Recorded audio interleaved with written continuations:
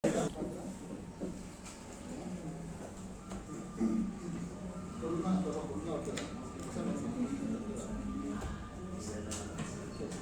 hablar sobre un estudio de la columna vertebral. Dentro de los estudios de resonancia, la columna vertebral es uno de los estudios más solicitados, ya que puede evidenciar estructuras que en otras técnicas de imagen no se pueden visualizar, ¿no? Por todas las partes blandas, y además puede obtener imágenes en múltiples planos, no solo haciendo sino planos de adquisición y no de reconstrucción, como en el caso de la tomografía. La tomografía tiene toda la acción, pero los planos coronales, sagitales son planos de reconstrucción. En cambio, la resonancia, los planos son planos adquiridos. También se pueden hacer volúmenes 3D, pero los planos son columnas, sobre todo, son planos adquiridos. Tanto el sagital, es el más usual, axial y coronal en algunos casos. Y permite visualizar con claridad el contenido de la medular, además de las estructuras óseas, ¿no? Y también los tipos intervertebrales. Dentro de las indicaciones más comunes, en el caso de la columna cervical, están las neuropatías cervicales, radiopatías, opresiones o traumas. También existe una infección, ¿no? Una neoplasia. Diagnóstico de la malformación de Chiari. ¿Conocen qué Chiari es? ¿Sí? ¿No? ¿No han escuchado de Chiari?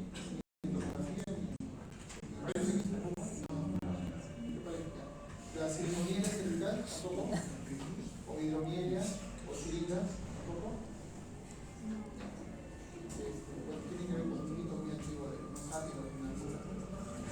Y puede ser necesario también, en algunos casos, obtener imágenes de la columna completa, ¿no? Y también para la evaluación de diagnóstico de esclerosis múltiple. Se un diagnóstico de esclerosis múltiple, o sea, hay placas escleróticas en sustancia blanca en el cerebro, entonces se puede pensar en una enfermedad completa y se hace también una evaluación de la columna. Si se confirma que también una médula, se confirma el diagnóstico a nivel de todo el sistema nervioso. Y dentro del equipamiento ya se utiliza una bobina cervical posterior. Lo habitual actualmente, ya, antiguamente se usaban estas antenas, ¿ya? Había unas antenas así para la columna. Ahora la mayoría de equipos cuentan con una antena del cerebro al cual se le coloca la tapa encima y si le quitan la tapa puede hacer tranquilamente la cerebro, que es más o menos algo parecido a esto. Este incluso tenía una tapa de sello, ahora ya ni siquiera de sello, ¿no? Solamente va la tapa encima. Entonces es algo parecido a lo que se usa actualmente. ¿Ya? Este es un modelo todavía un poquito antiguo que todavía hay en algunos hospitales, de repente en el neurológico todavía cuentan con algo como esto, pero en la mayoría de equipos, ya que ustedes están viendo práctica, es una antena de cabeza y cuello, ¿no? Donde se quita la tapa anterior y puede tranquilamente hacer la columna cervical sin la tapa anterior. ¿Por qué? Porque lo que van a evaluar son estructuras posteriores y se necesita la señal de los elementos posteriores de la antena, no de la parte anterior. ¿Ya? Bueno, tapones, cojinas, bandas, etcétera, que se necesitan para sujetar al paciente, sobre todo cojines para poner a los lados de la cabeza, para que el paciente no esté rozando la cabeza, y dentro de las indicaciones en el posicionamiento de lo que vamos a ver, ¿no? Se le va a indicar al paciente, una de las principales indicaciones es que el paciente no haga movimientos, no solamente de la cabeza, del cuello, sino movimientos de deducción al momento del examen, cuando se esté adquiriendo las imágenes, ¿no? Entonces, además de pedirle que se retire objetos metálicos, ganchitos, piercing, etc., ¿no? Hay que indicarle esto ya para el momento de la prueba, porque si el paciente, por ejemplo, es un paciente que viene con alguna afección respiratoria y está continuamente con carraspea, entonces no se va a poder hacer el estudio porque va a estar moviéndose. Ese movimiento que hace la garganta, si bien no está en la columna, pero crea un artefacto que se transfiere hacia la columna. Un artefacto de movimiento que por necesidad se va a propagar hacia la columna, hacia la zona de la columna, o incluso el paciente puede llegar a toser, ¿no? O por la misma incomodidad que tiene no va a tolerar la prueba, ¿no? Entonces, recuerden que en la sala hay aire acondicionado, no hay sala de resonancia que no tenga aire acondicionado. Entonces, el paciente que viene ya con un malestar de vía respiratoria superior va a ser difícil que colabore en una prueba de esta porque va a estar con malestar, o incómodo, lo más probable es que no lo pueda. La otra situación es cuando el paciente tiene un artefacto metálico fijo, en este caso los brackets. Con brackets no se puede realizar por eso, principalmente por el alambre que cruza toda la caja dentaria. Este alambre genera un artefacto muy intenso de susceptibilidad magnética que deforma, no solamente quita la señal en la parte de la boca, sino que deforma la parte de las primeras vértebras cervicales. Entonces no, tampoco es viable hacer el estudio con ese tipo de aislamiento metálico. Entonces se sugiere al paciente que vaya con su ortodoncista, que le retire el alambre, no los fijadores, porque eso sí produce un mínimo artefacto, pero sí el alambre que va hasta atrás, y con eso ya, retirando eso ya se puede realizar el estudio, ¿no? Entonces, también lo mismo afecta para el cerebro, ¿no? El cerebro afecta la parte del lóbulo frontal, el lóbulo temporal, ¿no? Entonces, es importante retirar eso antes del estudio, ¿no? En cuanto a lo que es la anatomía, ustedes ya conocen, las vértebras cervicales, hay algunas que tienen particularidades como la C1, la C2, ¿no? Que tienen el diente, la C1 tiene el cuerpo, tiene bandas laterales, ya eso lo hemos visto en cursos previos. Solamente recordar que en este caso vamos a ver ahora en los agujeros de conjunción, que no vamos a ver solo espacios, sino que vamos a ver un contenido que va a ser las raíces nerviosas que van a emerger por los agujeros de conjunción, ¿no? Y vamos a incluso en algunos casos ver incluso el ganglio posterior de las raíces nerviosas.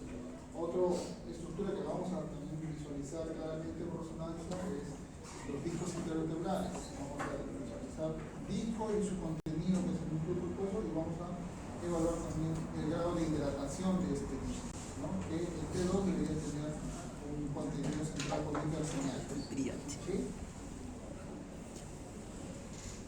En cuanto a la posición del paciente, como les dije, ya habíamos hablado sobre evitar los movimientos de dilución y colocar almohadillas, ¿no? Para que esté fijo. Este es un ejemplo de cómo fijar al paciente, ¿no?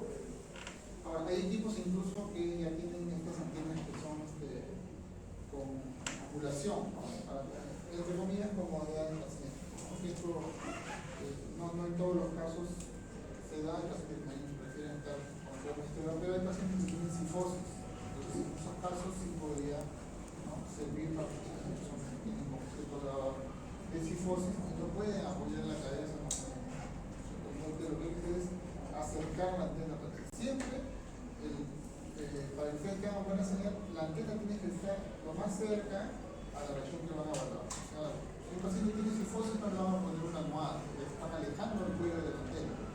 Lo que tiene que hacer es que la antena suba o que el paciente descienda, ¿no? Haciendo alguna maniobra, colocando cojines de repente en la espalda, etc., para hacer que la región cervical esté en contacto con la antena, más que cerca a la zona de los elementos que van a captar la señal.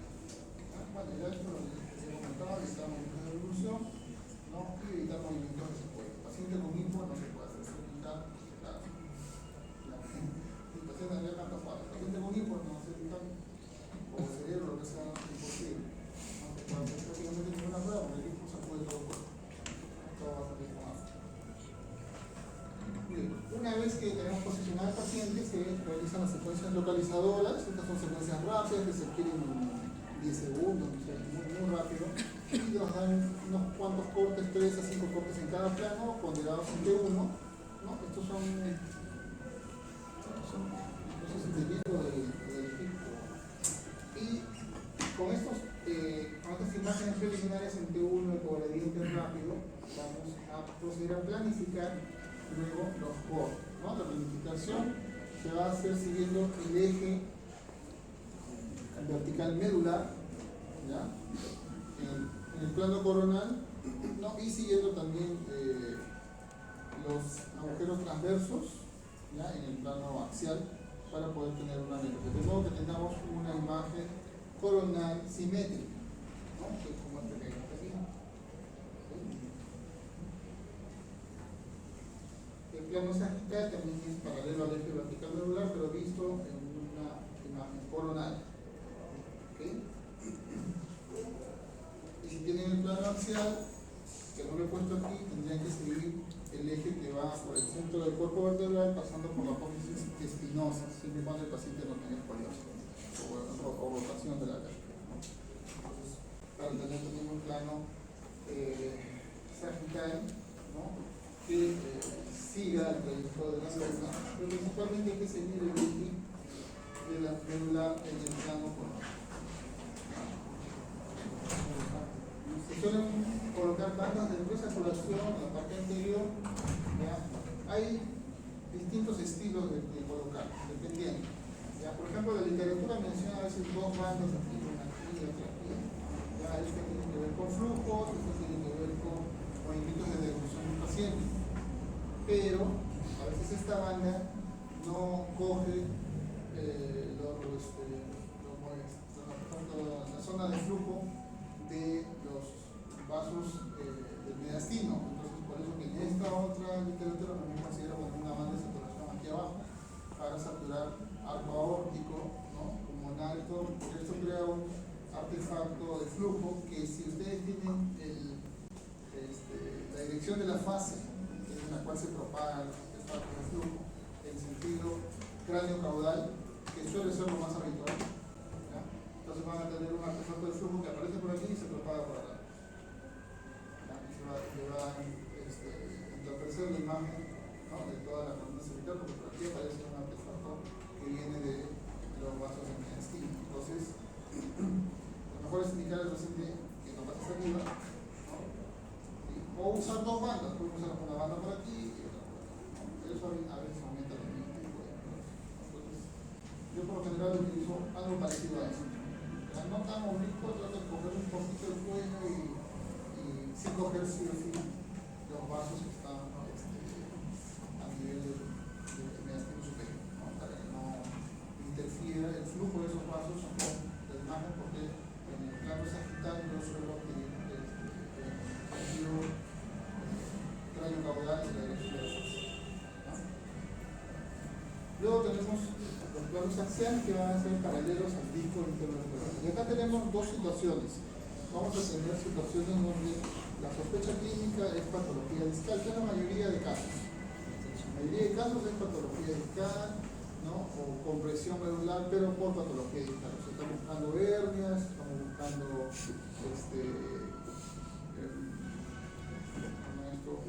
compresión en el agujero de conjunción, ¿no? Que todos son generados por patología discal. ¿Ya? Entonces vamos a hacer cortes axiales siguiendo el eje del disco intervertebral. ¿Ya? Pero si la patología no fuera patología discal, fuera de otro tipo, entonces en algunos casos hay que hacer un barrido de toda la médula, de todo el segmento medular, ¿no? Con cortes equidistantes, ya no siguiendo el eje, los discos, sino siguiendo el eje de la médula, o sea, perpendicular al eje medular.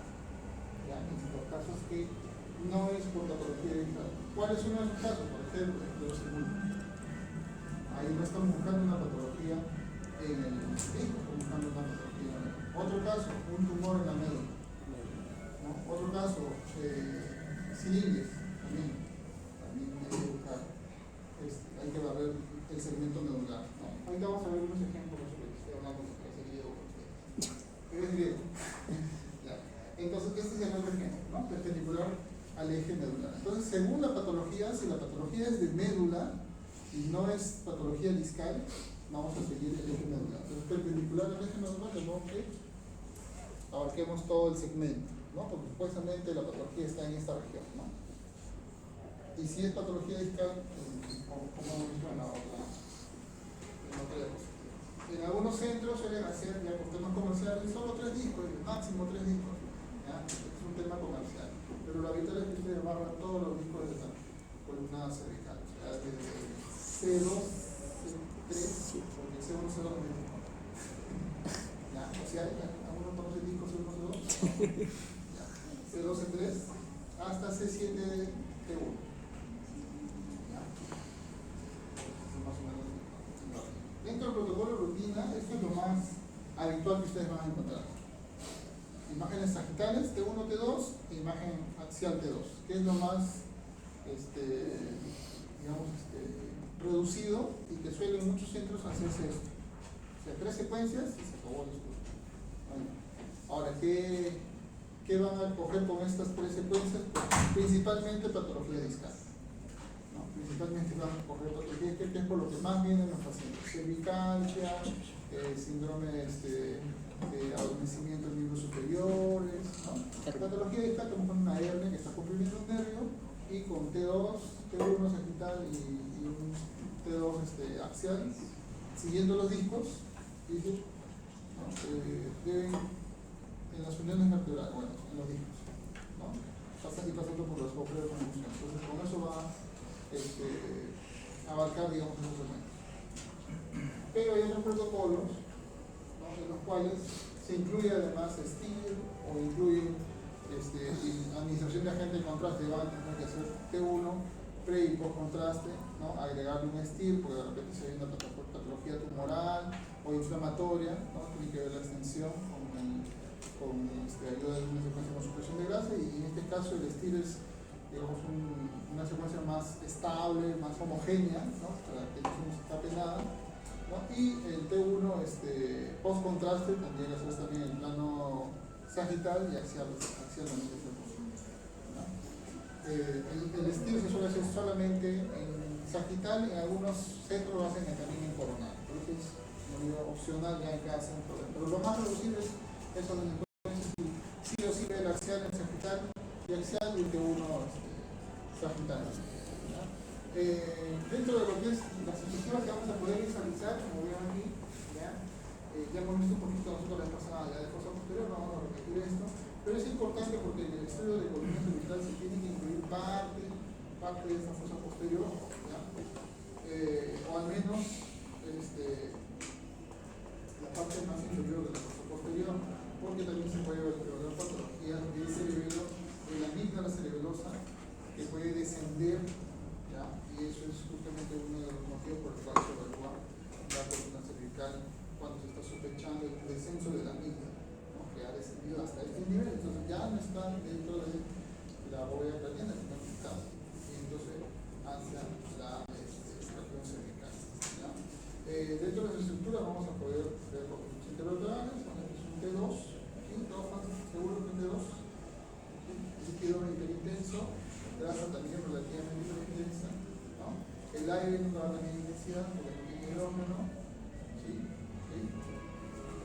Y la sustancia gris, sustancia blanca, la sustancia gris es un poco más intensa que la sustancia blanca, y aquí vamos a ver la médula rodeada de líquido cefalorraquídeo.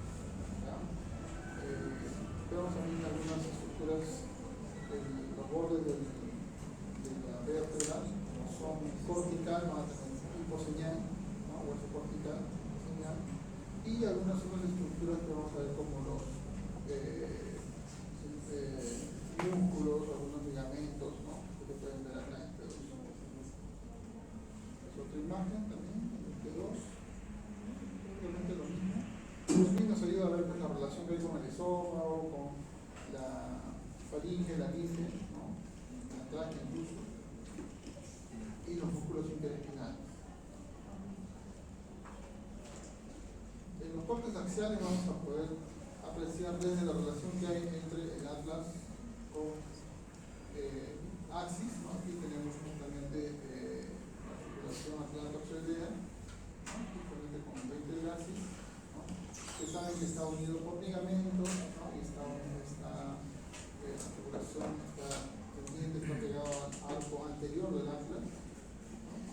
Pero este es por el barrido cuando se ha hecho un estudio de la parte nasal. Cuando el estudio es por discos, esta parte no la van a ver, porque van a comenzar a verse recién desde el disco C2, C3. No van a ver un barrido desde el inicio de la columna, ¿no? De toda la médula, ¿no? Entonces avanzan los también, masas laterales del atlas, ¿no? La arteria vertebral en el agujero transverso, agujero vertebral. Y la médula espinal que en la ver hasta incluso, ¿no?, la forma de la sustancia gris y sustancia blanca, que es en forma de H, internamente la estructura de la médula, ¿no?, y rodeada de diversos valores. Seguimos bajando, el cuerpo ya de axis, así ya tiene el cuerpo.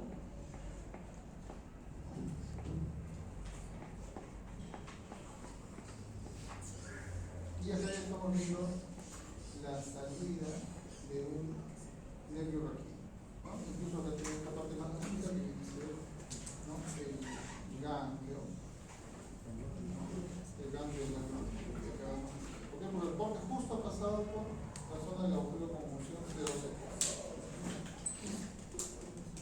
Acá tenemos, también igual está saliendo otra raíz por aquí, a nivel de otro, ¿no?, del disco o del cuerpo de la columna. Cercano al disco, ¿no?, acá tenemos cuerpo vertebral, pero también pasamos por el agujero de conjunción, ¿no?, que sabemos que tiene una posición oblicua de más o menos unos 45 grados.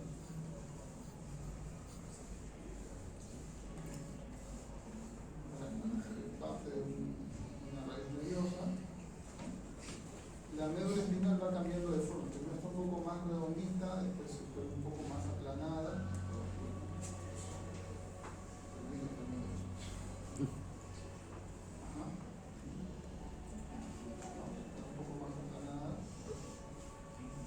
Y aquí estamos a nivel ya de la última vértebra cervical, ¿no?, porque es un proceso espinoso bastante grande de esta última. Todavía se ve parte de una raíz nerviosa por este lado, vamos a también, ¿no?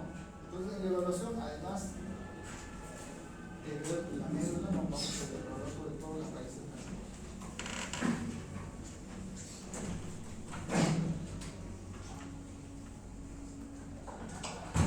Eso es en cuanto a lo que es la columna cervical. Entonces el examen es bastante sencillo, suele durar unos minutos, actualmente con los equipos que cada vez son más rápidos. Un estudio de columna cervical está durando 15 minutos o 10 minutos. Entonces, cuando ustedes ya estarán sacando más o menos la cuenta en cada equipo, si el equipo es más nuevo, puede que sea más rápido porque puede tener el software de inteligencia artificial o secuencias que son un poquito ya aceleradas, ¿no? También depende del centro. En centros privados suele ser todo más rápido porque el tiempo es dinero. En centros hospitales a veces da un poco más de tiempo por paciente, a veces media hora, ¿no?, dependiendo también la expertise de los neurólogos que trabajan ahí, ¿no? Y hay centros que, bueno, trabajan también igual rápido porque tienen mucha demanda, ¿no?, tipo de salud, comienza que tienen ya mucha demanda igual, también tratan de reducir los tiempos. Pero en promedio un estudio de la columna, o sea, de adquisición, más o menos está rodando los 15 minutos, 20 minutos, a mucho, ¿no? El resto del tiempo es el tiempo de cambiar al paciente, de acomodarlo, de explicarlo y todo, para que colabore en el estudio, ¿no? En lo que es la columna dorsal, vamos a tener las indicaciones más comunes: enfermedad discal, compresión medular, visualización de placas del esclerosis múltiple, ¿no?, tumores y la extensión de la silicomidia cervical. La silicomidia viene desde la cervical y puede llegar hasta, puede incluso estar en toda la médula. En este caso, ahí vamos a ver algunos casos donde puede estar en toda la médula, ¿no? Y entonces se hace el seguimiento hasta toda la columna dorsal, hasta que termina la médula, que es el nivel de L1, L2, ¿no?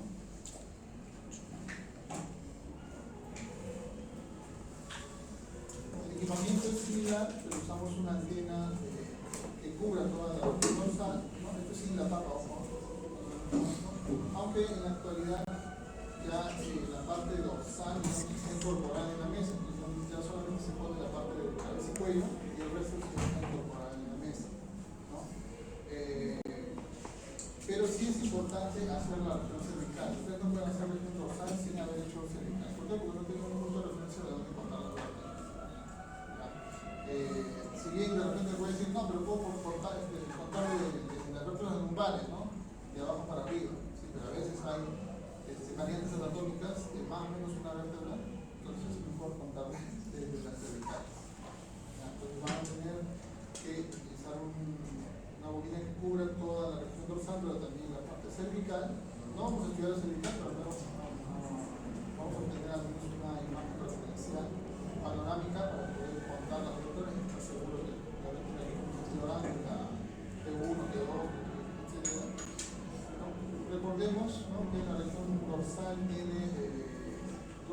axilas, ¿no? Las raíces también, un ganglio, una raíz posterior, ¿no? Son dos raíces, ¿no? Que van a formar el nervio raquídeo y la raíz posterior que tiene este ganglio que es el que se ve más notorio en los cortes axiales. Las indicaciones son las mismas que hemos visto para la columna cervical. Aquí ya no hay necesidad de que el paciente no pase saliva, pero sí que no se mueve y que respire suavemente. Porque como estamos en la región torácica, ahora la respiración nos va a jugar como un emisor de artefacto de movimiento, ¿no? Entonces hay que pedirle al paciente que respire suavemente. Igual, para evitar este artefacto que se propague hacia la columna, la dirección de la fase en los cortes sagitales, ¿no? Y sagitales principalmente va a ser cráneo caudal, porque si ustedes lo ponen antero-posterior se va a meter el movimiento, ¿no? Respiratorio del tórax, entonces se prefiere que sea cráneo caudal para que también incluso los artefactos de flujo del sistema cardiovascular se propaguen en dirección, ¿no? Cráneo caudal y no hacia antero-posterior, ¿no?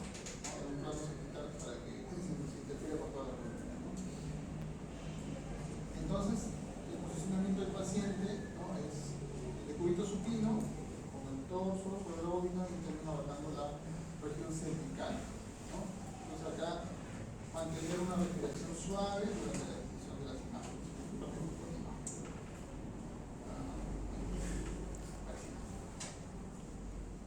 Igual, lanzamos en este caso unos focalizadores, pero vamos a tener una vista panorámica T1, en algunos equipos también una panorámica T2, ¿ya? Que toma unos 2-3 minutos más o menos. No, más, 3-4 minutos, un minuto y pico por cada parte, lo hacen en 3 partes. ¿Ya? En el equipo que yo tengo hacemos una panorámica T1 súper rápida, que lo hacen en 2 partes. Toma cada 1 minuto, 2 minutos. Y bueno, tenemos incluso imágenes tanto coronales como sagitales, con los cuales me permite tener una referencia para poder contar los números vertebrales sin problema, ¿no? Y estar seguro que cuando yo voy a planificar voy a estar realmente abarcando todas las vértebras dorsales, ¿no? Y al momento de precisar los cortes axiales, saber en qué nivel intervertebral está, ¿no? Si está con discos o si está cuadrado. El plano coronal se hace paralelo al eje medular, aunque acá la médula es curva, ¿no? Entonces hay que buscar un punto medio más o menos y tratar de barrer toda la columna, ¿no?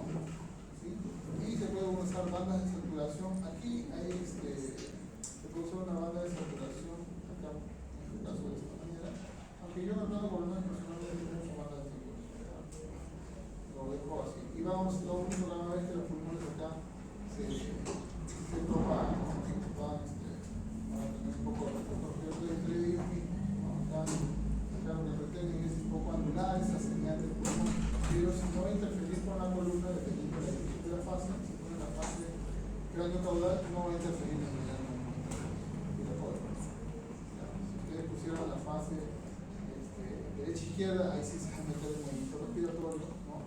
Hacia los lados de la columna. Por eso los pulmones tenemos a ambos lados de la columna. ¿Ya? Y si esto se mueve, se va a meter el movimiento. Entonces, por eso se suele colocar la fase en dirección cráneo-caudal, no de derecha a izquierda. El plano sagital se planifica también siguiendo el eje vertical medular. Acá se busca la médula, ¿no? En los planos coronales, ¿no? Y posteriormente se va buscar el nivel, ¿no? Para abarcar desde la última cervical e incluir la primera lumbar, ¿no? Para que con el objetivo de tener también los espacios intervertebrales en la columna dorsal, ¿no? Y se adquiere una serie de cortes en el plano sagital y también se procura tener una banda de presaturación que incluye sobre todo la señal de la silueta cardíaca, que va a estar constante, ¿no?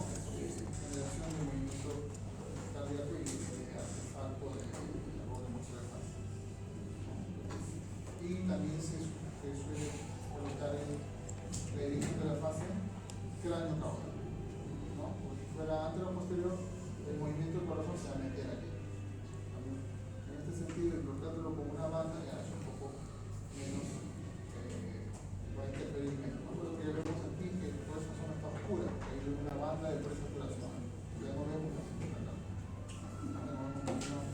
Una cámara cardíaca, vemos libre, la médula final, ¿no? Las vértebras, ¿no? Toda la columna vertebral, el segmento dorsal central.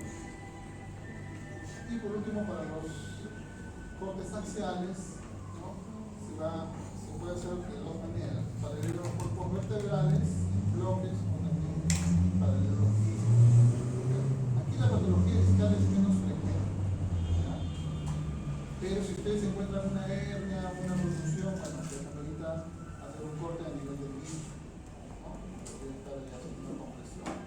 ¿Ya? Pero por lo general, en columna dorsal se hacen cortes paralelos a los cuerpos vertebrales o al origen de la médula, y se suele hacer en dos bloques. ¿Por qué en dos bloques? Porque la curvatura de la columna dorsal, la sifosis dorsal, más o menos parte este segmento en dos, uno que tiene una orientación y el otro que tiene otra orientación. Entonces vamos a hacer una planificación de un bloque de D1 a D6, ¿no? Axial, más o menos de esta manera, y otra planificación de D7 a D2. Ese es uno de los motivos. El otro de los motivos es que la distancia que hay desde la primera torácica hasta la última es bastante grande. Si queremos planificarlo en uno solo, en una sola secuencia, los cortes de los extremos no van a tener mucha señal. ¿Por qué? Porque en el centro del campo magnético, en ese centro va a estar D6, D7, que es más homogénea la señal, más intensa el campo magnético. Y a los extremos vamos a tener menos campo magnético, entonces vamos a tener menos señal. Y ya está demostrado que si ustedes quieren hacer toda la columna dorsal, y algunos lo hacen, ¿no? Van a tener falta de homogeneidad, o sea, menos señal en los extremos y más señal en el centro. Pues mejor hacerlo en dos bloques, ¿no? Una secuencia para D1 a D6 y otra secuencia para D7 a D12, y el isocentro se va a colocar al centro de esa mitad de la columna dorsal, y luego se va a desplazar el paciente para que el centro de esta otra mitad, ¿no? El isocentro, y salga homogéneo como una señal toda la vea. Esa es la recomendación que da en la literatura. Yo personalmente hago dos bloques, no hago uno solo, porque sale con poca señal los extremos. Sale muy rápido. Y lo otro es, como decía, también paralelo a los espacios intervertebrales, ¿no? En algunos casos que se sospecha de una patología discal, ¿no? A veces el paciente no tiene nada, pero no hay tampoco patología en la verdad. Entonces hacemos cortes discales, ¿no? Que son poco cortos, ¿no? 6 cortecitos acá, 6 cortecitos acá y se acabó, ¿no? Igual en dos bloques también, porque si no, los cortes van a salir, los cortes no van a salir. Sean muchos o sean pocos, se hace por pago. Un segmento aquí superior y otro segmento inferior. Nosotros aquí la planificación, ¿no? Del 1 al 6 y aquí del 1 al 6. ¿Okay? También seguir la orientación de los discos intervertebrales en el plano coronal. En la columna cervical también no se lo dije, pero también no solamente seguir la orientación en el plano sagital, sino también en el plano coronal, porque el paciente puede tener escoliosis y ese disco va a estar, no siempre paralelo, va a estar entonces que ver la orientación en los dos planos, ¿no? En la vista sagital, en el plano coronal, para estar seguros que el corte está pasando exactamente por el disco y no se está yendo para un costado o tiene media metro de la frente. Porque los cortes acá ninguno está paralelo, todos tienen un centro de angulación siguiendo el disco interno. ¿Okay? Y en caso de escoliosis, ¿no? Paralelo a los grupos vertebrales, que acá se suele hacer un bloque, un barrido, o la otra solución es hacer un volumen. Pero toma más tiempo. Sí. En casos de escoliosis, ¿no? Hay que hacer paralelo a los grupos vertebrales, ¿no?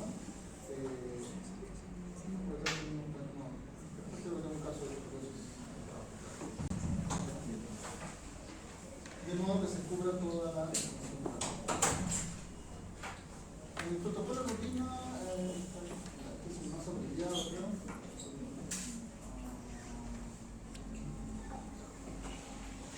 Este según un autor que pone puro T1, T2, pero tiene varias secuencias sagitales, ¿no? T2, T1, T2 separadamente, STIR, T1 y T2 axial.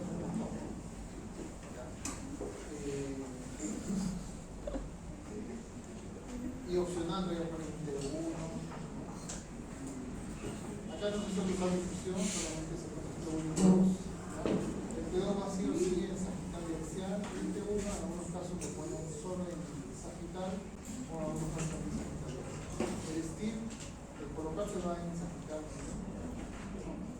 Y cubriendo todo el área de la columna son los cortes sagitales y los axiales en la zona donde hay patología o dependiendo de la indicación, ¿no? Si es un descarte para ver la médula, hay que ver toda la médula, si no pasa, los chicos, deben que ir con el cálculo. Este es otro protocolo un poco más abreviado, donde es solamente un sagital, es un planificador, ¿no? Este es un sagital un poco rápido para, es una panorámica, para contar las alertas para mayor presión de planificación. O sea, es una panorámica para que podamos visualizar el nivel vertebral. Y este ya son las secuencias de división. Igual que en la cervical, yo pongo sobre la casa. T2, T1 y axial. Porque están pensando principalmente en patología discal. No están pensando en patología tumoral, en otras cosas raras o enfermedades minimizantes. Porque si no tendrían que poner contraste, tendrían que agregar el estilo, incluso hasta un plano coronal. También es un plano coronal T2 o estilo. Y este es en caso de trauma, fíjense que acá sí hay más secuencias. El trauma sí o sí va a haber estilo porque tenemos que buscar edema. A veces la fractura no es completa, es microestructural. No la vamos a ver ni por tomografía de repente, ¿no? Pero sí vamos a ver el edema de esta fractura microestructural y solamente lo vamos a poder ver en una secuencia con supresión de la grasa, ¿no? Y señal de líquido, el edema. Entonces, de preferencia, como es un segmento grande, no vamos a poder hacer con una supresión de grasa selectiva, sino con una secuencia tipo STIR. En caso del trauma, T2, T1, STIR, coronal T2 ecogradiente, que tiene escandaloso para los que es sangrados, edemas y otras cosas, ¿no? T2 ecogradiente tiene que ver con es sensible, ¿no? A los efectos de sensibilidad genética, sangrados, hemorragias, y axial T2 y T1 en la región de interés ubicado. Si la vértebra está fracturada, ¿no? En la región que está del trauma, ahí se hace un corte axial. Esto es lo que indica la literatura, no es una fórmula que sea estricta. De repente igual no hospital y dice, no, mejor yo un volumen, pues, cuánto dura esa secuencia. Acá faltaría como una información de los tiempos, ¿no?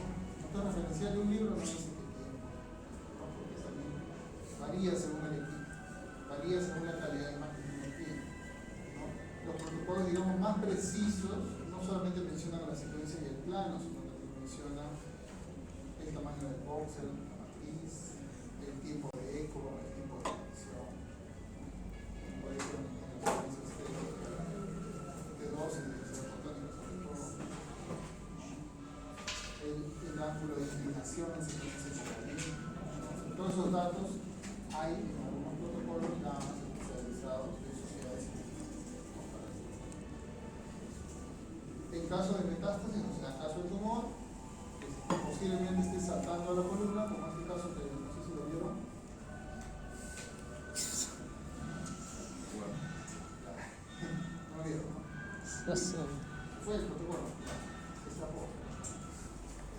Entonces, es más o menos parecido al de trauma, tiene T2, tiene STIR, tiene T1, todos en sagital, pero además no vamos a tener axial con supresión de grasa, ¿no? Para visualizar mejor, ¿no? Zona donde puede haber la metástasis, todas las vértebras, axial T1, ¿no? Y y luego post-inyección, tanto axial como sagital y coronal con supresión de la grasa. ¿No? O sea, un barrido completo de toda la columna para demostrar que hay o no hay un poco de metastasis. Eso en el caso de principalmente lo que ha aumentado es la saturación grasa de T2 en axial y los 3 planos post-contraste.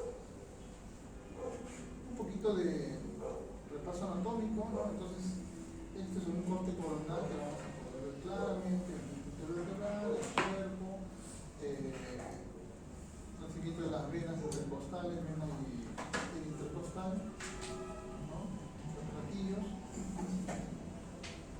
la relación con algunos órganos, el diafragma, es un corte coronal.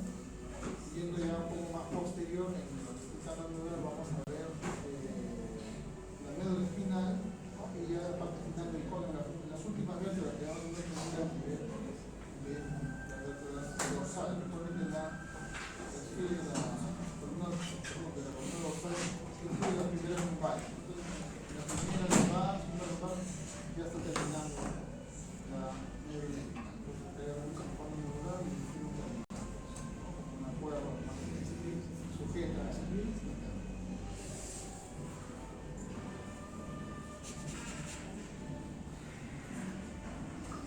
plano sagital, algo parecido a lo que hemos visto en la corteza vital, ¿no? Tenemos los discos, los cortos vertebrales, miren, acá hay un artefacto que está saliendo. De repente por envolvimiento, una gas. Interferencia. ¿Interferencia? No, de la cabeza no, de la cabeza para acá.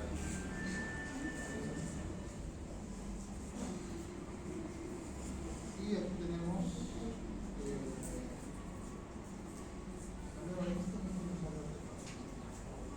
la médula espinal. ¿Cuántas son secuencias? Si se da cuenta, toda la anatomía de la columna está en T2, que es la secuencia que más se utiliza para evaluar una columna. Gracias a T1 ni no mira. Normalmente los médicos vienen y después te ven en T2 del estilo, buscando alguna edema, alguna lesión inflamatoria, y el T2 que es la anatomía de la médula, ¿no? Y sobre los órganos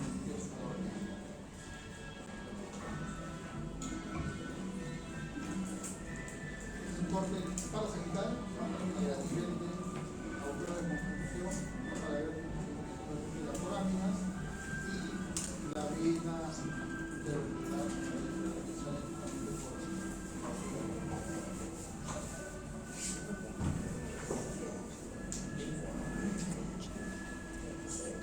plano axial, ¿no? Igual vamos a ver la relación que entre la médula. Ahora, aquí vamos a ver en algunos casos unas imágenes intensas que son artefactos de flujo, como unas líneas. Si no lo hemos visto acá, a veces aparecen unas líneas intensas. Estas líneas intensas son artefactos de flujo de líquido cefalorraquídeo. Ya no vayan a pensar que hay una lombriz ahí nadando en el líquido cefalorraquídeo. Es artefacto de flujo, a veces es como una pequeña línea. Y acá también hay que hacer una lentita, en plata, que hay unas zonas intensas, posiblemente por artefacto de flujo.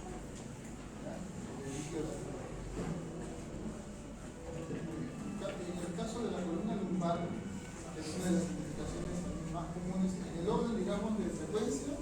Más se pide lumbar, luego cervical y por último dorsal. Lo más que piden es columna lumbar. Es lo que más selecciona a la gente, lo que más, digamos, es propenso a patología. Entonces, dentro de las indicaciones más comunes, ¿no? Y la que le dan a todos, la hernia discal con compresión de la médula raíz.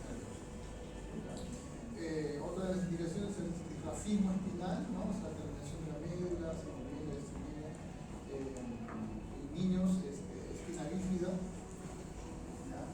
la visitis, que son procesos inflamatorios del disco vertebral, coloración del cono nodular, las síntomas de cono nodular, lumbalgias, etiología determinada, que puede ser desde una hernia discal o puede ser también una fractura, no sabemos, ¿no? Depende de qué actividad haya hecho el paciente, y termina la hemorragia.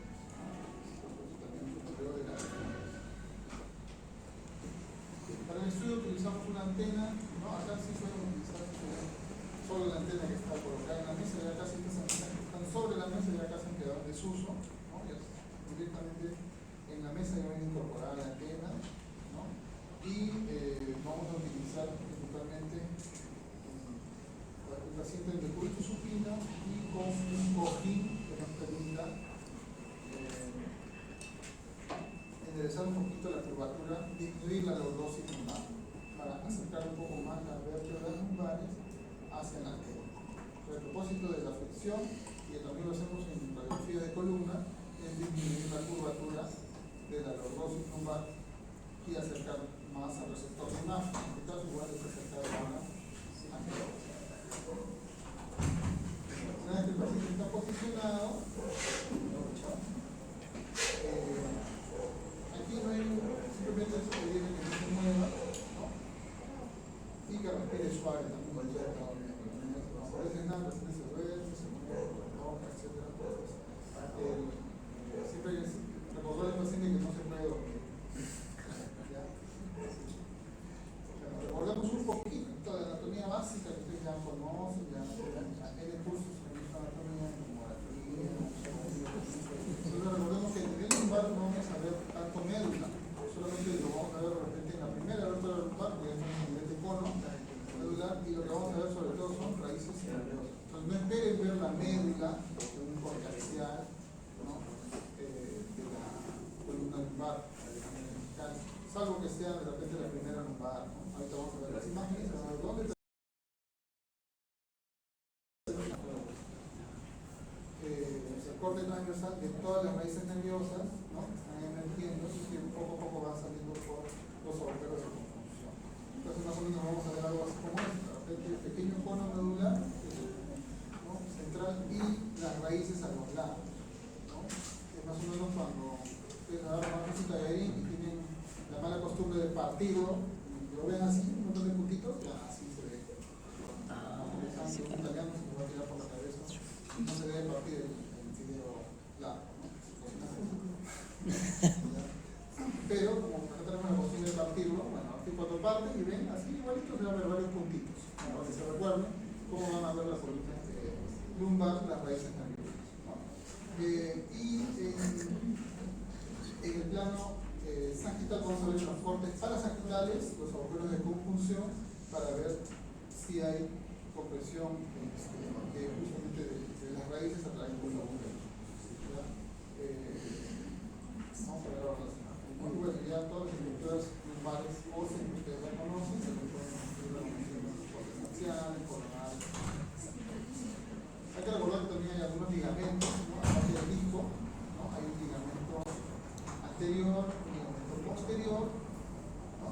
Anterior, posterior, hay ligamentos interespinosos y un ligamento amarillo o ligamento flava, ¿no? Que va aquí en esta parte posterior del canal medular. ¿Sí? El canal medular es un ligamento amarillo y ligamento flava. ¿Por qué se le llama así? Porque justamente tiene contenido graso y tiene esa coloración. Y en resonancia lo vamos a ver en T1 con hiperintensidad. Esto ya lo vimos. Entonces la posición, como les decía, es en decúbito supino. Aquí hay varias formas de centrar el paciente, ¿ya? Depende del protocolo de la cirugía. En algunos centros, a todas las columnas les hacen panorámica. A todos los entran en cervical y de ahí sale toda la paciente. El paciente con la panorámica centra en qué zona de la columna van a hacer. Pero otra forma es centrar al nivel de cresta ilíaca, ¿no? O de L3, que es un poquito por encima de la cresta ilíaca, la cresta ilíaca en L4, L3 un par de dedos encima, y sacar solamente la zona lumbar, ¿no?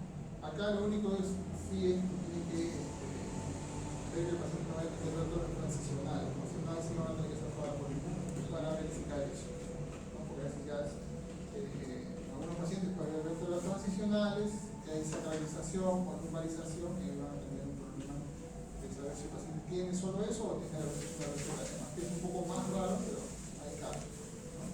Entonces, se indica al paciente que evita realizar movimientos, respiración suave, no se duerma, y procedemos a realizar la adquisición de los primeros planos ortogonales, ¿no? En T1, ecogradiente, una adquisición rápida que suele durar pocos segundos, 10 segundos, 15 segundos. vamos a tener unos cuantos cortes en los tres planos. Axial, sagital y coronal. ¿No? Y sobre estos planos es lo que vamos a planificar luego la secuencia. Por lo general, si vamos a adquirir planos coronales, primero hacemos el secuencia coronal y luego sobre el coronal ya hacemos los sagitales, sobre el coronal y sagital ya hacemos el axial. Entonces, primero planificamos el plano coronal, que es paralelo al eje vertical vertebral, ¿no? Porque ya no tenemos médula, bien que la médula acabó donde a nivel de L1. El L1 ya está terminando la clase. Por eso que las zonas de punción lumbar, ¿no? Para el equipo de farmacología suelen ser a nivel de L2, ya saben que ahí ya no hay médula. Tenemos el L2, el 3, el 4, el 5, ahí ya no hay médula. Paralelo, aquí puede ser, digamos, equidistante con las aguas transversas, ¿no? O perpendicular al eje del cuerpo con la corteza espinosa, ¿no? Y una vez que obtenemos ya el plano coronal, vamos a significar los planos sagital. Plano sagital para seguir el eje vertebral, ¿no? El eje vertical vertebral, no hablamos de médula, sino del eje vertical vertebral, ya no tenemos médula. En el plano axial también siguiendo, ¿no? La corteza espinosa, el coronal, de forma que sea simétrico, y podemos obtener una imagen sagital que muestre claramente el canal, la parte final de la médula espinal, ¿no? En toda la zona del saco secal, toda la rueda de capa. Más o menos suele abarcar todas las vértebras lumbares, más una dorsal por ahí y parte del saco. Y podemos poner también una base de presurización por delante de la columna para evitar el flujo de la aorta y las ilíacas, que más o menos se bifurcan a nivel de. ¿Qué nivel se bifurcan las ilíacas?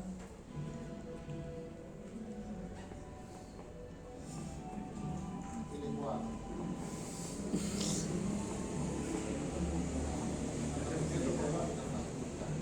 Entonces, como tenemos esta aorta que pasa justo delante de la y se bifurca el flujo a través de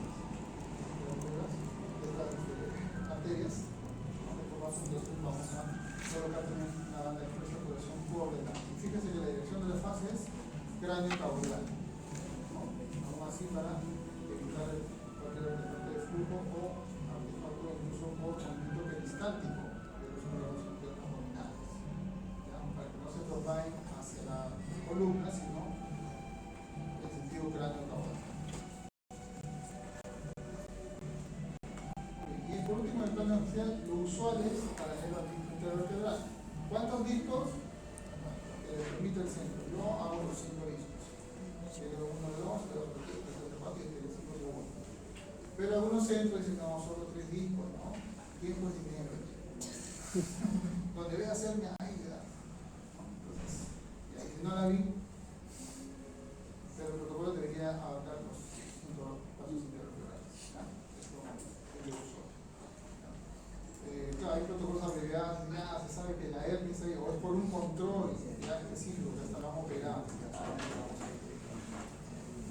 Pero si es por primera vez, tiene por una lumbalgia de etiología terminal, hay que evaluar. Igual se puede poner bandas de circulación adelante, yo suelo ponerla también adelante, o este otro modelo que pone más en la literatura, yo suelo usar más en simétrico. Banda de circulación anterior. Dentro de los protocolos, esto es más o menos lo más cercano a la realidad que casi la mayoría hace, T1, T2 y STIR sagital, y T1 y T2 axial. Algunos se ponen el T1 axial sobre el T2 axial, como se ocurre en la mayoría de lesiones de médico o presión monetaria. Como el STIR está teniendo también procesos inflamatorios, traumáticos, ¿no? Y si tuviera que poner medio de contraste, tendría que T1 listo y solamente agrega, ¿no? T1 FATSA, axial.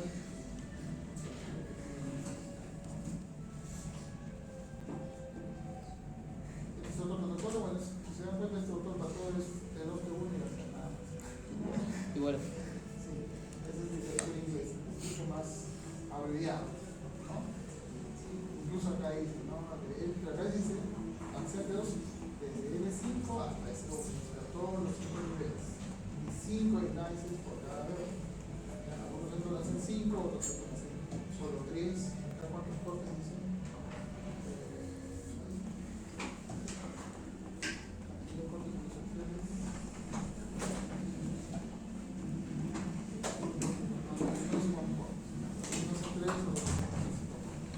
Dentro de lo que vamos a ver, bueno, vamos a ver también el músculo psoas, es importante ver el psoas. A veces el paciente dice que una lumbalgia, dice que lo quiere terminar, y el problema es que tiene, ¿no?, un absceso en el psoas. Puede tener, o puede tener una acumulación, que están llevando la terapia, los tumores de músculo, los tumores musculares, sarcoma.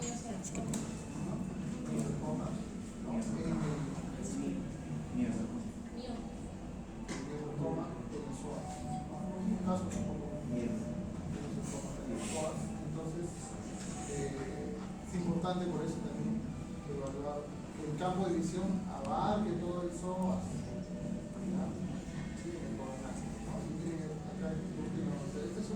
¿Qué ponderación es esta? T2. ¿Las T2? A ver, T2.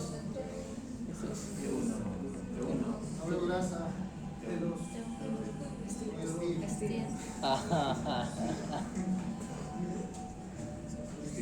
La grasa está suprimida, si la zona es pura grasa. Pasa. De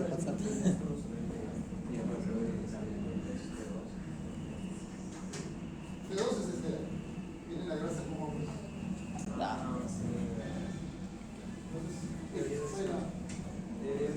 Fue la pregunta de No. ¿Qué?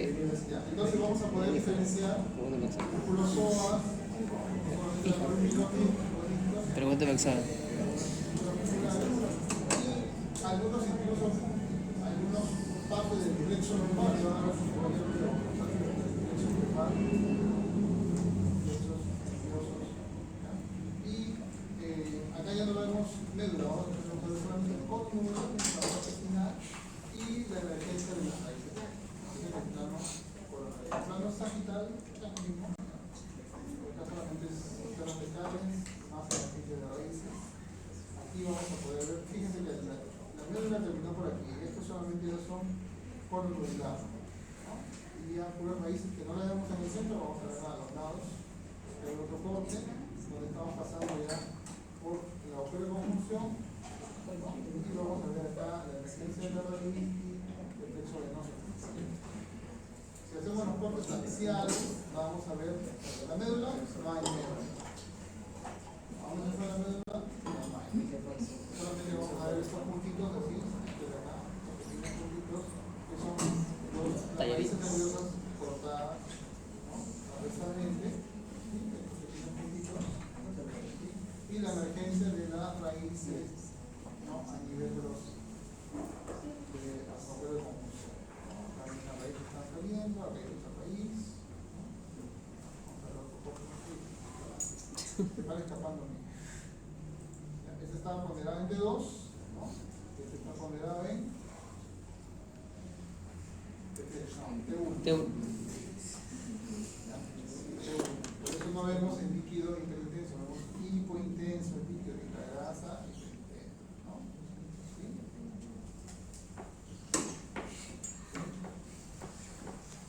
Muy bien. ¿Qué patologías más frecuentes hay en la columna vertebral? Las patologías más frecuentes son, por ejemplo, la hernia del sistema pulposo, ¿no? Esta va a tener varios niveles, digamos, ¿no?, grados, desde que vemos, por ejemplo, acá un disco normal, ¿no? Ahí está un núcleo de polito, pero puede estar en un disco ya agotado con anillo fibroso y tal, porque este núcleo se ha desplazado y acá atrás, como, ¿no?, empujando un poquito el anillo, o ya una hernia, entonces con rotura del anillo fibroso. ¿Qué quiere decir? Que ha roto el anillo, pero está todavía debajo del ligamento, ¿ya? O un disco herniado con un fragmento libre que ha roto un fragmento del anillo fibroso, ¿no? está un fragmento que incluso ha migrado hacia arriba, o esto ya que es un disco herniano que se ha roto a través del ligamento y está contra el saco de ya está haciendo. Estos dos son los que más hacen compresión, ¿no? Y este es uno de ellos. ¿Sí? ¿No? Están haciendo compresión a la vez. Cuando la hernia está central casi no da mucha molestia. El problema es cuando está lateralizada, porque está más cerca de la raíz. En el centro no hay nada, no hay médula. En el lumbar no hay médula en el centro. Solamente hay espacio de líquido. Pero hacia los lados está la salida de la raíz nerviosa. Y ahí es donde justamente es donde da más problemas. Entonces vamos a ver esto, por ejemplo, fíjense a nivel cervical, ¿no? Patología cervical, el micropulposo. Aquí vemos a nivel dorsal, a nivel lumbar, miren esto. A ver, normal, ¿no? Es un caso bastante crítico, ¿no? Ya está considerado como opción la cirugía, pero siempre hay que buscar siempre los métodos menos cruentos antes de recurrir a la cirugía. Las cirugías a nivel de columna suelen tener un éxito muy limitado. Terapia. Aquí también vemos el nivel cervical, ¿no? Aquí vemos, fíjense, justo el disco está al costadito. Y esto es el que simplemente presiona la salida de ahí que el paciente se le adormece la mano, o le duele, o se le acalambre, etc. ¿De qué lado? Del lado izquierdo. Y justo cuando hacemos la resonancia, vemos que en el lado izquierdo, a cierto nivel, hay esta repercusión. Igual aquí este otro, que parece todo inofensivo, no hay nada aquí. Ah, perfecto, pero aquí al costado, fíjense cómo está la salida de la raíz nerviosa. En el centro no hay nada, porque es corte central. Pero por aquí sale la raíz más o menos, pero por aquí está totalmente estrangulado, ¿no? Entonces en los cortes axiales hay que buscar bien a nivel del disco y la emergencia de las raíces, cómo está el borde posterior del disco, sobre todo cuando está de los lados. Otra patología frecuente es el nódulo de Smock, que es una hernia del disco, pero a través de la misma vértebra, a través del mismo cuerpo vertebral. Estas no son tan cosas como las otras, no son, algunos llaman hernia intravertebral, ¿no?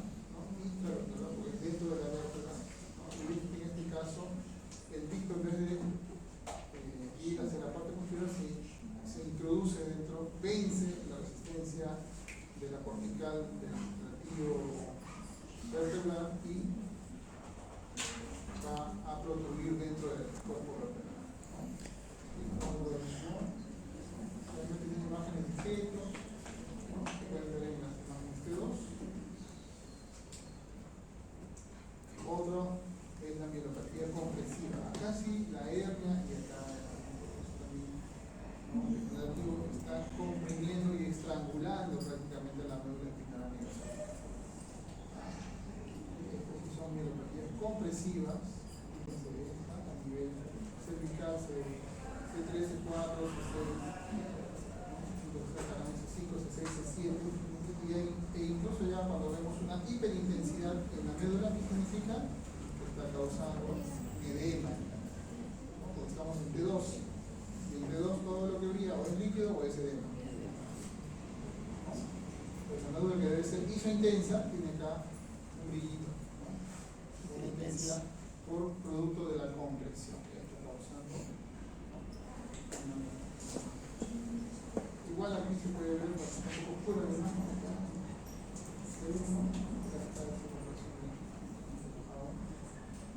La otra patología también es la enfermedad de anonquial. Esta es una patología que tiene varios tipos, ¿no? El tipo 0 solamente es una alteración del PCR, ¿no?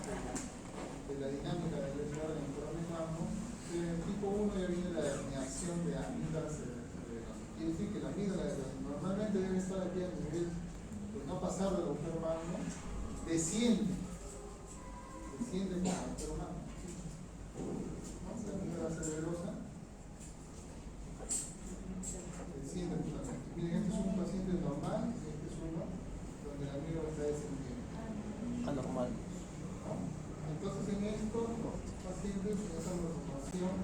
va además existiendo una siringomiela actualmente. Entonces, eso que justamente el líquido cefalorraquídeo va a dilatar el interior de la médula, ya sea el conducto del epéndimo, ¿no? O las paredes, y va a causar la dilatación central de la médula espinal. Va a ver como un tubo la médula, lleno de líquido. Aquí vamos a ver la última, ¿no? Hay otra variante 2, que es una variante, bueno, 1.5, que es también terminación de las venas, patinación del tronco. Esta es otra tipo 2, a través del foramen magno del vermis, tipo 3, ¿no? Hay varios tipos de anunciantes. Y la tipo 5 es una cosa más rara, que es la ausencia del cerebelo, ¿no? Y el lóbulo occipital se hernia a través del foramen magno. Hay muy pocas referencias de la literatura de estos casos. Entonces aquí tenemos el tipo 1, fíjense cómo desciende esa amígdala. Tipo 2, ¿no? Parte del tronco. El tipo 3 es una aplasia o hipoplasia del cerebro asociado al encefalocele occipital, ¿no? Más anomalías integrales. O sea, como un quiste, ¿no?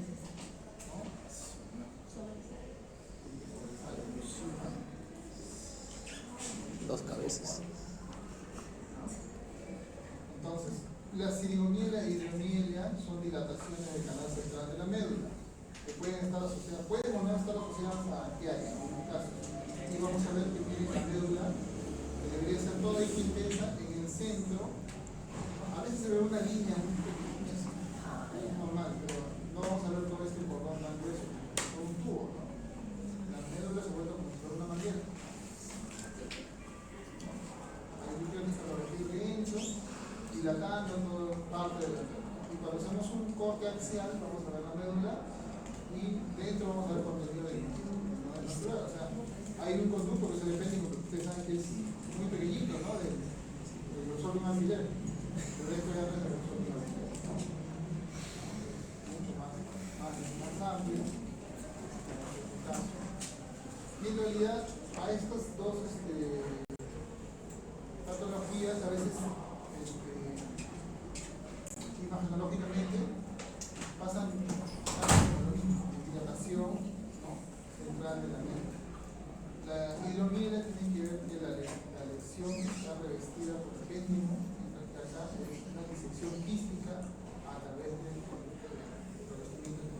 Es un tema de dónde está el líquido, si está dentro o fuera del epéndimo, si es una disección quística, ¿no? Pero en imagen se ve prácticamente lo mismo. Entonces, estas patologías que también llaman siringe en una literatura, ¿no?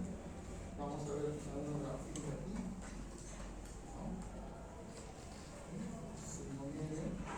Aquí un poco más discreta, pero hay. Aquí un poco más, fíjense, continuará. ¿No? Y este caso, por ejemplo, por aquí está más o menos y por acá toda la parte Lumbar. entonces, este tipo de patología es bien, se evalúa. Aquí ustedes que van a hacer cortes en los discos, no, tienen que evaluar toda la vida, ¿no? Entonces, ya ustedes tienen que estar atentos a lo que están adquiriendo, no es solamente poner al paciente, ¿no? Esperar que planifique todo, hay que ver qué es lo que está viendo y según eso voy a planificar la orientación de los cortes en función de la patología. De repente el paciente viene con una cervical, el médico ni idea tiene que es siringomiela y dice descartar en un grupo, ¿no? Usted no va y ve que no hay ni una hernia, bueno, acá también hay hernia, ojo, pero si ustedes hacen un barrido ya de toda la médula, o incluso hasta le hacen un volumen, ¿no? Entonces van a barrer con todo. ¿Sí?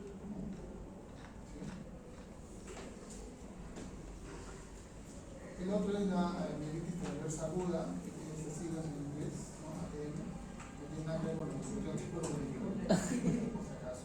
Por eso está aquí, ¿no? Es una afección inflamatoria, ¿no? Que afecta a la médula espinal, ¿no? Y se asocia con una disfunción motora, una sensorial, ¿no? de progreso rápido, ¿ya? Y nos va a dar una alteración de la señal en T1, ¿no? E hiperintensidad en STIR y el T2. El T1 da una hipo e hiperintensidad, es una desintensidad bastante leve, ¿no? Sutil. Se ven así algunos de imagen también se dan cuenta, ¿no? El T2 ya se ve un poco más, ya te ven el STIR es un poco más exagerada, ¿no? La alteración de la hiperintensidad. Otras patologías son las neoplasias, que pueden ser del cuerpo vertebral, que más cosas por metástasis, ¿no? Fíjense aquí, ¿dónde está la patología? Bueno, ¿dónde está la vértebra? ¿Dónde está la vértebra? No se ve. C1, C2, ¿no? El C2. Parece que el arco está conservado, ¿no? Arco anterior, arco posterior, C2. ¿No? El pico de C2, C3 está acá. Lo que no se ve bien es C2. ¿No? O sea, el axis. Aquí tenemos, bueno, por eso la importancia de tener el nivel cervical. ¿Qué nivel de vértebra es este? No sé, porque me falta la cervical para contar. La importancia de que la torácica tiene que tener al menos una panorámica rapidita entre uno, pero que incluya la cervical, para saber a qué nivel estamos. Aquí sí, más o menos, podemos decir que estamos a nivel de 4, ¿no? Esto no es hernia, esto es la vértebra. Una patología tumoral de la vértebra. El disco es este es T1, por si acaso. El líquido es hipointenso. Y el disco es hipointenso porque si tiene líquido, el disco es hipointenso. Si no tiene, también es hipointenso porque está activo. Entonces, porque tenemos como hizo intensidad, ¿no? Está todo deforme, es el disco hipointenso. Más neoplasias, ahora de la médula. Hay meningiomas, hay estrosinomas, hay todo lo que se pueda imaginar que tenemos por el medio de aquí, que también está asociado a una patología compresiva, esto de aquí, ¿no? Es el mismo, ¿no? Luego que pareciera que no hay nada y es como lo tiene bien axial, se ve, ¿no? Bien delimitado. Y aquí tenemos neoplasias medulares, también. Debe ser dependiente del inicio, posiblemente, porque ya no hay médula. ¿No? Ya está cotejada. Aquí también se ve, se ve el T2, el T1 sin contraste, el T1 con contraste y supresión de la grasa para poderlo delimitar mejor. Como la grasa que lo rodea tiene hiperintensidad, para delimitarlo, mejor suprimimos la señal de la grasa y lo único que va a quedar con hiperintensidad es la señal de mieloma múltiple. Aquí, enfermedad, ¿no? Fíjense, aquí parece que no hay nada. Miren, este T1 pasó desapercibido. En el T1 con supresión de la grasa y la orina. Miren todo esto. Mieloma múltiple, que afecta toda la columna posterior. Y entre dos con supresión de la grasa, en lugar de decir, entre dos con supresión de la grasa, también se visualiza el mieloma. Otra patología metastásica. Como es una sola vértebra o dos, ¿no? Comienza con una, puede ser acá con el 5. El T1 se ve como hipointensidad. Todas las vértebras tienen hipointensidad, ¿no? Por el miedo de la ósea amarilla, pero aquí está, ¿no? Hipo. Se resiste. Viene que está, y ya se está bombando, ¿no? El indicativo de que es una vértebra que está afectada. Aquí también el STIR, ¿no? Un poquito contrastado, así, ¿no? Aquí también T1, T2, T1, STIR y el T1 con contraste. T2, T2, T1, líquido hiposeñal. Siempre miren el líquido. Hiperseñal, un T2, está feo también T2. Un STIR, un T1 y el T1 con contraste, pero con supresión de la grasa. Supresión de la grasa. T1 con masa. Y aquí las señales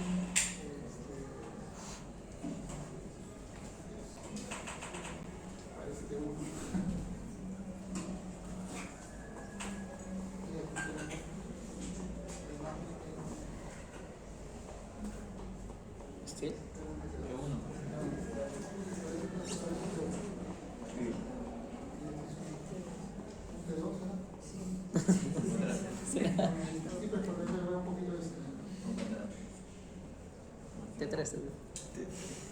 No está la señal.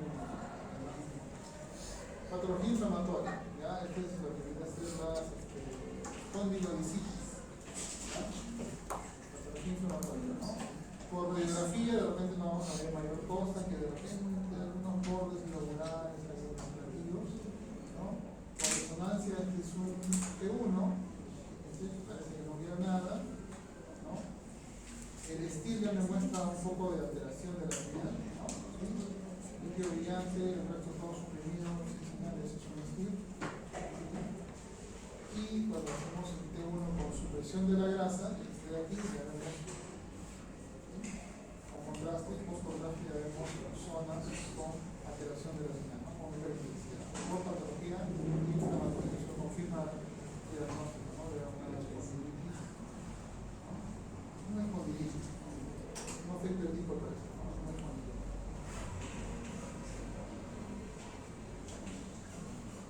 Más patología inflamatoria, ¿no?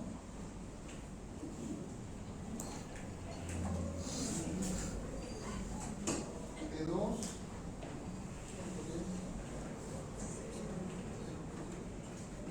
T2. parece T2, T2 sigue. Steel, y T1 por supresión. Todos son T2, central y un paralelo.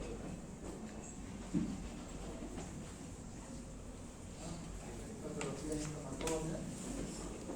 Y luego vamos a ver los espondilitis. Ustedes ya los han visto por tomografía, por radiología, ¿no? Acá vamos a ver por resonancia a colores, ¿no? Aquí bien directo. Y ya no solamente ver la vértebra, sino también qué pasó con el tejido blanco. Y vamos a ver los grados de desplazamiento, ya conocen los grados. Grado 1, grado 2, grado 3 y grado 4. ¿No? Es el 25%, el productor se pesa, el 50-75% o más del 55% del desplazamiento. Ouch. Donde tenemos aquí este desplazamiento entre la L5 y segundo, grado 4. Aquí tenemos patología traumática, ¿sí? Patología traumática. Patología traumática con compresión medular y en algunos casos de repente hasta casi presión medular. Hay un pequeño compresión de la médula también, y también traumática, esos accidentes como síndrome de latigazo, como olímpico, ¿no? Pasajero, pues vamos a ver eso. Y un poquito más, ¿no? También, y aquí, bueno, este resalta de enfermedades y por eso la importancia de la resonancia en este tipo de lesiones, ¿no? Y para ver si esta médula está todavía bien, ¿no? Igualmente hay que ver esta paciente que siente las extremidades. Otros patologías traumáticas un poquito más, ¿no? Que está prácticamente acabalgada una vez de la otra, ¿no? Pero la médula al parecer es compleja, ¿no? O sea, está no estirada, aplastada, pero está entera, no está seccionada. Y también, ¿no? A nivel dorso lumbar, patología traumática, ¿ya? Para que no se olviden, en T1, T2 y estilo, ¿no? ¿Cuánto es suficiente para la